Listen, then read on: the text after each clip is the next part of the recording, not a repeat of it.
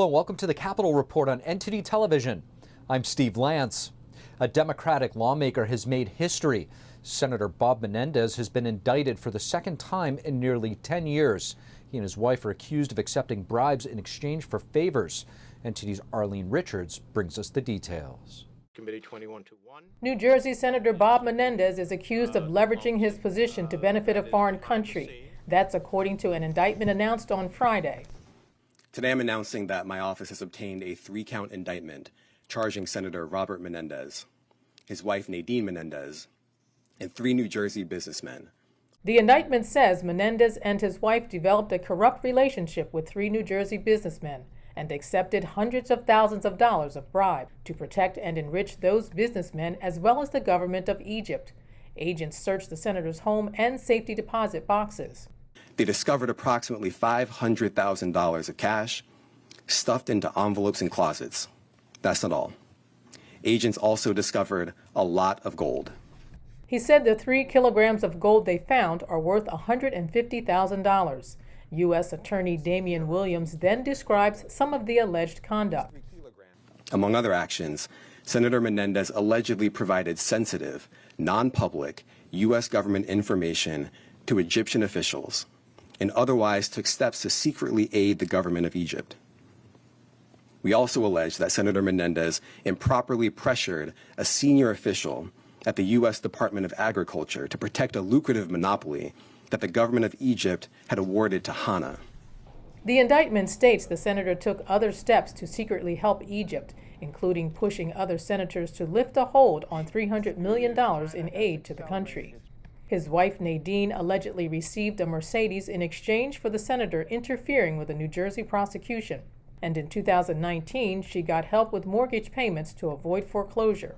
I'm appalled. Anybody who pays attention, I don't care your politics, Democrat or Republican, you should be appalled. A member of Congress who appears to have broken the law is someone who I believe should resign. This is the second corruption charge against Menendez in nearly a decade.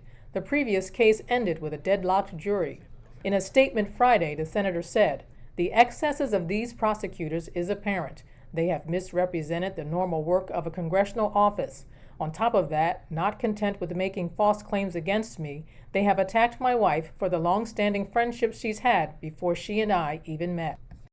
Menendez has been in office since 2006. He is up for re-election next year as Democrats hold a narrow majority. Senate rules will force him to step down as chairman of the Foreign Relations Committee due to the indictment. Menendez and others will appear in federal court next Wednesday. The prosecutor says the investigation is ongoing and encourages the public to come forward with any information. Reporting from Washington, D.C., Arlene Richards, NTD News. In the United Auto Workers Union extending its strike, the union's president saying workers are walking out of 38 plants. Here's the latest. We're not going to wait around forever for a fair contract at the Big Three. Shawn Fain, the president of United Auto Workers Union, on Friday announcing an expansion of their strike. So today, at noon Eastern Time, all of the parts distribution facilities at General Motors and Stellantis are being called to stand up and strike. Workers are expected to walk out of 38 General Motors and Stellantis plants in 20 states. Fain says Ford was spared additional strikes because the company has met some of the union's demands during negotiations over the past week. I want the levels to be balanced. I want everyone to make a good living and a fair living. The UAW is seeking pay raises of more than 30% over 4 years, a 32-hour work week for 40 hours of pay, and more. The companies are offering around 20% on pay, healthcare benefits, and more. Automotive News reports that the union's goal with the strike is to keep the companies wounded for months. That's according to leaked internal messages. General Motors reportedly responded saying it's now clear that the UAW leadership has always intended to cause months-long disruption, regardless of the harm it causes to its members and their communities. The union on Friday invited President Biden to visit striking workers on picket lines. The White House didn't immediately commit to doing so. In a new White House office on gun control, President Biden announcing the initiative as he again calls for a ban on so-called assault weapons. NTD's R-S.C brings us more from the White House. And President Biden today announced the creation of the first federal office of gun violence prevention. He says it will save lives as Congress is stalled on passing stricter gun laws. We hear a simple message, the same message all over the country. And I've been to every mass shooting. Do something. Do something. Well, my administration has been working relentlessly to do something. The new office will be overseen by Vice President Kamala Harris. Its goal is to find new actions on gun control that the White House can take without Congress, including by identifying new executive actions and working with local governments to pass laws on the state level. And Biden again calling for to ban assault weapons, high-capacity magazines. And saying this to voters. Safety of our kids from gun violence is on the ballot.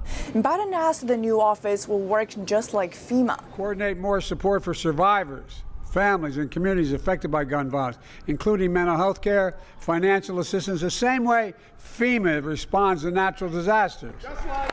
But Republicans are sounding the alarm on this new office. They pointed out that an activist tabbed as deputy director of this new office works for an organization that's seeking to declare a national public health emergency over gun violence. Over 20 Republican senators on Thursday introduced new legislation that they say will prevent the Biden administration from declaring a public health emergency to impose gun control.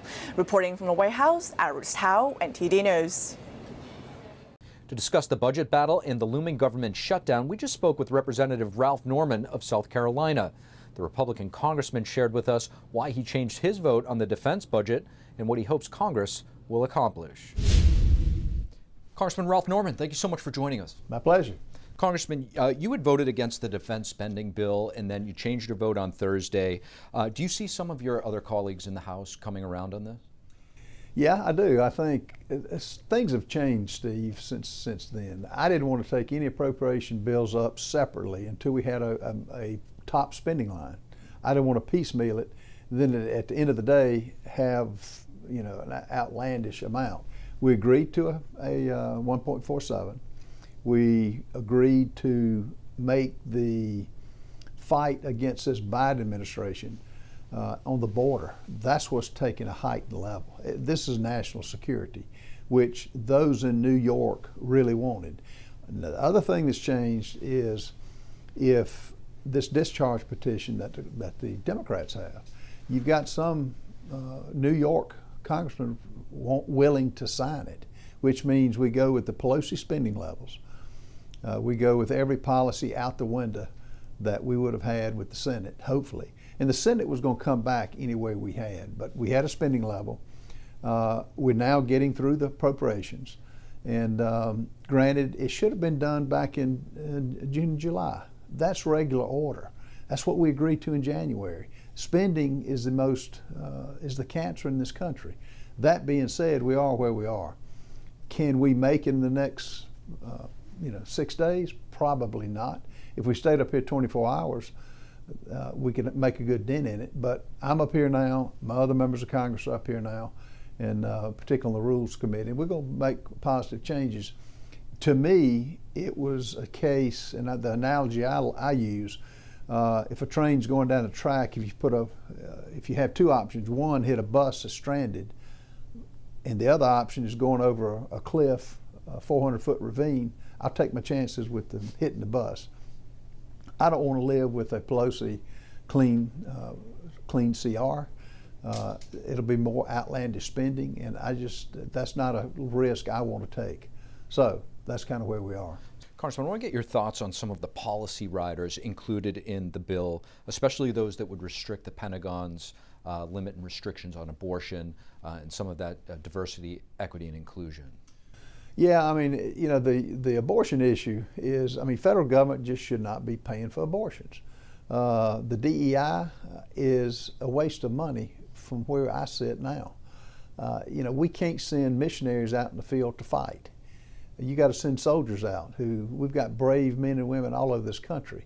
and to divert the huge dollars that are going to DEI, that's being forced on every segment of our society, every business of our society. For banks to have to fill out 500-page reports on carbon emissions is ludicrous. And it's going to take every dollar we make to get this Biden administration back on track and straighten out what he's done to this country. And the good news, another positive thing, is we'll have a 10-year budget that'll be voted on next week. And back to the budget bill, I want to get your thoughts. What are some of the key objectives that House Republicans have when it comes to the overall blueprint? One, you've got to have a blueprint for anything. We hadn't had a budget on time in 40 years. We've got a budget now that is a $16 trillion downward trend. It balances in 10 years with growth, with cuts in DEI, green initiatives that don't, $550 million for electric charging stations. No, American people are not buying cars, electric cars, and so having it on paper, and it's a good thing. Jody Arrington and I've been on that committee. We've all worked hard, and we've had pretty much agreement on it. We've had debate, we've had agreement on it. What would you say some of the proposed cuts and restrictions are on discretionary spending that will help rail in some of this deficit? You look at, and I looked at the DOD budget, like, $418 million for building walls in Lebanon, Jordan. When you see money going for, I think it's $552 billion to study agencies within the DOD. It's going to take, and military guys will agree with this, it's going to take somebody that'll take a steel brush and comb through each one of these line items. But you can do that on all the 12 appropriations bills. I mentioned the electric car charging stations, the 87,000 IRS agents, the new FBI building, $410 billion, I think. They got empty buildings all over Washington, D.C. The American people are tired of that. So the good thing about what's happening now, the priority will be on spending, because it's not just one man singing the song about the national debt. They now know economic security is national security. And the Democrats are totally devoid of that. They will not admit it. Congressman Ralph Norman, thank you so much. My pleasure. Thank you. Thank you for watching the Capitol Report. If you want to see our full broadcast, check us out at epochtv.com.